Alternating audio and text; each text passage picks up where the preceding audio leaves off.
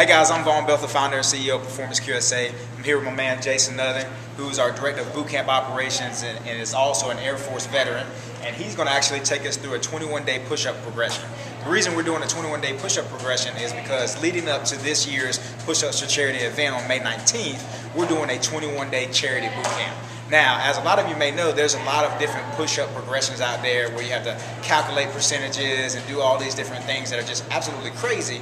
But we've come up with a program, mainly Jason has come up with a program to where we only got 21 days. It's not much time, so there's going to be a lot of volume in this push-up progression, but it's not that hard to do. It's relatively easy. Isn't that right, Jason? It's pretty easy, yeah. So I'm going to so Jason's going to actually take me through it. And just kind of, we're going to give you some examples and things that you can do over the next 21 days. And like I said, my man Jason, Air Force veteran, has really narrowed this down. He's our Director of Boot Camp Operations, and he's got this down to a science. So, Mr. Nutter? All right, first thing we're going to do is learn how to do a proper push-up. So, Vaughn here, go ahead and go down to your hands. Notice you got your boots on. Of course, man. Got to have the boots on, representing the boot campaign. These particular boots, all the proceeds go to the boot campaign, so make sure you're going to get some. Okay, first thing we're going to look at is the hand positioning. So he needs to have his hands directly under the shoulders. They're going to be just slightly outside of the shoulders. So one common mistake is going too wide, but also coming too close. So looks pretty good right here. Next is a streamlined body. So he has a neutral head positioning, looking straight at the ground, not up and not tucking the chin. So go ahead and look straight down for me. There we go.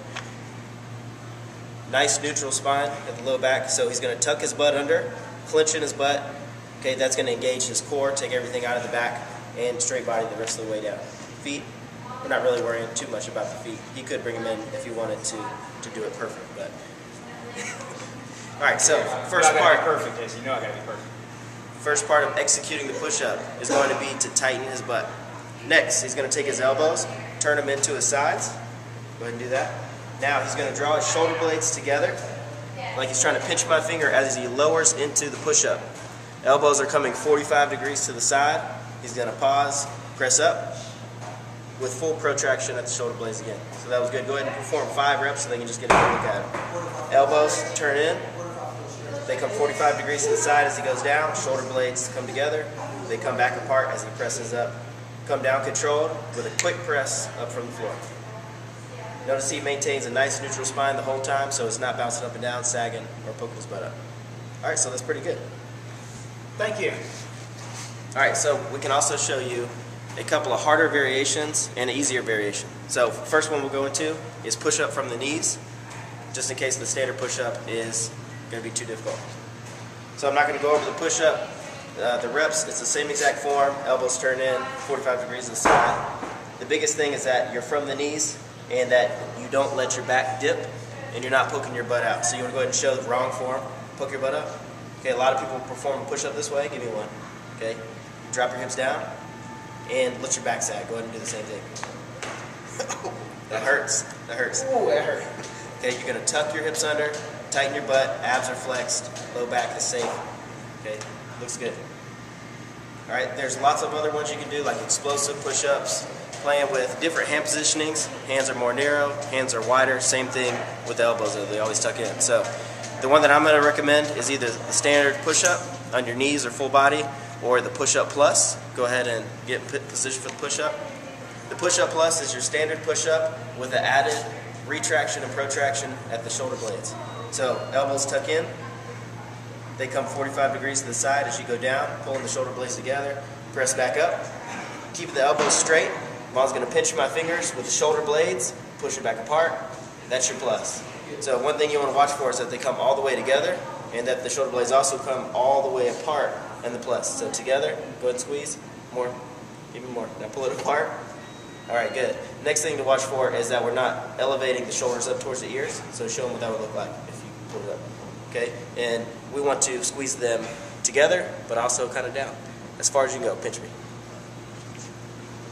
They look okay. They look okay. So,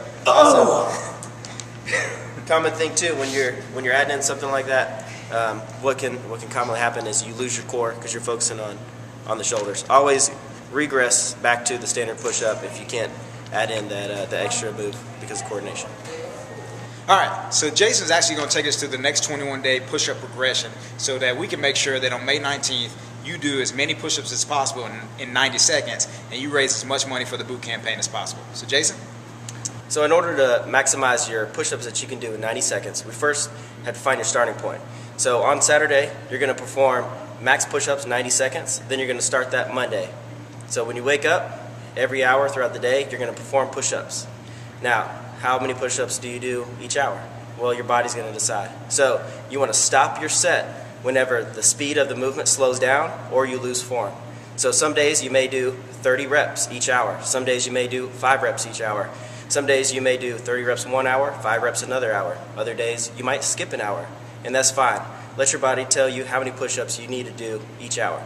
The goal is just to be consistent, perform proper reps, and give your best. So we're going to go Monday through Friday, take off Saturday and Sunday, and make sure you rest at least 48 hours before you perform your challenge. So that's the program. It's very simple. Vaughn, you got anything to add? Well, I mean, that's just the best way to maximize your push-ups in a short 21-day period. So make sure you start, as Jason said, you got to have a baseline. So do that first initial push-ups, max push-ups in 90 seconds to have your baseline assessment. And then do as many as you can every hour on the hour, Monday through Friday. Take Saturday and Sundays off. After 3 weeks, you take 2 days off before the actual event, and that can guarantee you that on May 19th or whenever your push-ups for charity challenge is, that you'll come ready to roll and you'll knock out as many push-ups as you physically possibly can in those 90 seconds. Thanks.